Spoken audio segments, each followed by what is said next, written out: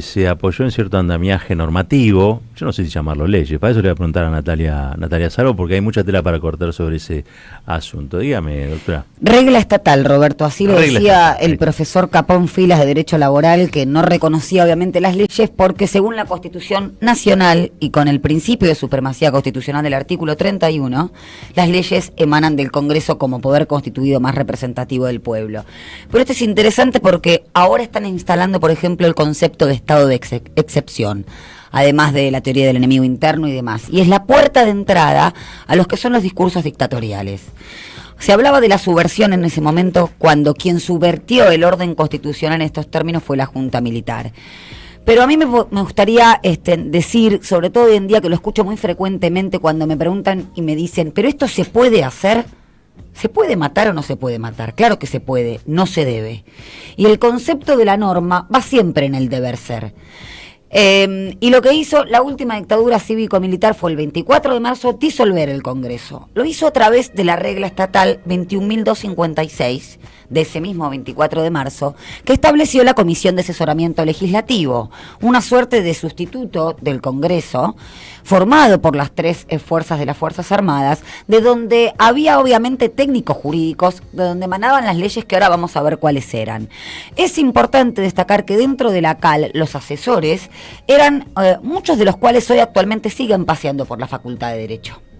Entonces el derecho es un territorio de disputa y nos los dice bien esta sustitución de lo castrense por lo jurídico, ¿no? Es un gran terreno de disputa.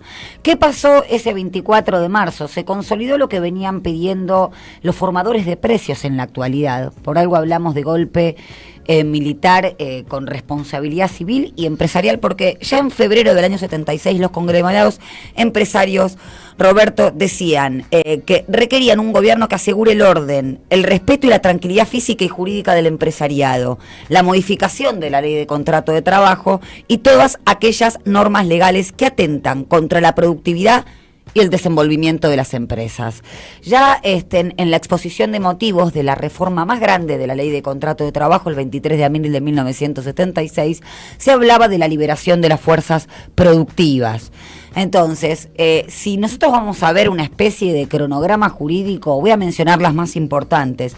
El mismo 24 de marzo se intervino la CGT, todos los gremios, a través del decreto 9/76 se prohibió cualquier actividad gremial. La ley de prescindibilidad, Roberto, la 21.274, que decía que se podía, sin sumario previo, prescindir justamente de aquel sospechoso o sospechosa de subversión dentro del Estado nacional, provincial, municipal, entidades autárquicas, etcétera. También se terminó con el fuero sindical. El fuero sindical es una protección como cualquier fuero que pertenece a la función, así como tienen un fuero los fiscales, pertenece a la función de personas que van a estar, digamos, en la primera línea del campo de batalla para defender derechos. Esto está en el artículo 14 bis, pues se sacó. Pero también, no solamente en materia laboral, tuvimos la concretización de la instalación de un sistema de valorización financiera, esto que siempre repite Cristina, el primer gobierno de corte neoliberal. Para eso tenían que destruir una matriz industrial, tenían que destruir el Estado social de derechos, y bueno, se dictó la ley de entidades financieras 21.274, si mal no recuerdo, o 526, perdón, 21.526, que hoy en día está vigente, Roberto, hoy en día continúa vigente. Pero además se cayeron los mayores beneficios de los convenios colectivos. Si vos, por ejemplo, cobrabas hoy 1 millón de pesos y el salario mínimo vital y móvil ronda los 300.000, pasabas de cobrar 1 millón de pesos a 300.000 pesos, porque caía el beneficio del convenio colectivo en materia salarial, sí, y en cualquier tipo de materia. Y sigo con el tema sindical porque fue muy importante. En febrero del año 77, además de la ley de entidades financieras, se dictó el decreto de la caducidad sindical. Fue el día que la dictadura dejó sin afiliados a los sindicatos, violando la libertad sindical, violando el 14 bis y otra serie de cosas. Perdón, hago un paréntesis. ¿Y la gente se reafilió? Por supuesto, hubo una reafiliación. Héctor Recalde lo llamaba el mayor plebiscito sindical. Qué bárbaro. Un 17 de octubre silencioso. Exacto, pero además nadie se afiliaba con un formulario Google Forms. No. Vos tenías que afiliarte dejando una copia ahí en una mesa. Sí, el recursos humanos. Y esto hay que decirlo muy bien, hubo una gran complicidad de cierto sector empresarial para que destruyó obviamente la matriz empresarial para dentro de las empresas detener, desaparecer y se utilizaron muchas figuras jurídicas, Roberto. Sí, claro. Aquellos trabajadores que eran desaparecidos eran intimados para que se presenten a trabajar bajo apercibimiento de abandono de trabajo y los despedían con esa causa. Entonces, lo jurídico puede ser utilizado como un martillo para partirle la cabeza a alguien, como en este caso, o para emancipar. Y eso Claro. depende del Poder Judicial, otro de los grandes poderes que no se democratizó después de la última dictadura cívico-militar. Pero antes de ir a la conclusión, ustedes saben que Martínez Dios en el año 1981, antes de dejar el mandato, habló de la bonomía de su quinquenio como ministro de Economía y dijo que se habían logrado las mayores libertades. Habló, por supuesto, de la libertad de precios, con la eliminación de los controles por parte del Estado, libertad de transacciones cambiarias, libertad de comercio exterior, libertad de exportación, libertad de importar y eliminar prohibiciones y licencias, libertad de tasas de interés y aplicación de la reforma financiera, liberalización de los alquileres, fíjense las coincidencias, eliminación de subsidios y protección para los sectores nacionales y productivos de la economía. Solo un elefante no gozaba de la libertad, que lo fijaba la última dictadura, era el salario.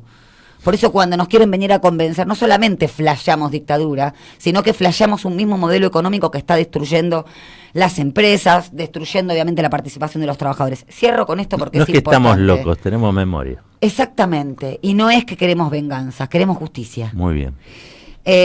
Fíjense lo importante que es la justicia, que al no juzgar o por impunidad biológica, porque se fueron muriendo, a los responsables, a los que se beneficiaron de ese golpe de Estado, hoy en día vuelven con los mismos pedidos y premisas que aquel febrero de 1976.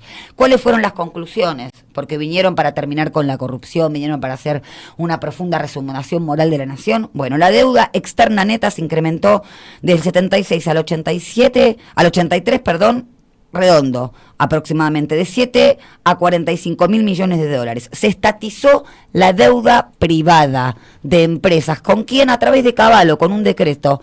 El 1603 del año 82 se estatizó por 17 mil millones de dólares la deuda de varias empresas como Alpargata, el grupo Socma, Bungibor. O sea, con la nuestra nosotros pagamos la deuda que contrajeron esas empresas durante la última dictadura cívico-militar. La inflación, que vinieron a eso, a bajarla, nunca bajó de 3 dígitos. Máximo Kirchner lo recordó el otro día. 3 dígitos anuales. Por ejemplo, en 1976 se inició con 444,1% y finalizó en el 83 con 343,8%. El poder adquisitivo del salario retrocedió 17,3%, se perdieron 23.000 pymes y la pobreza aumentó al 18%.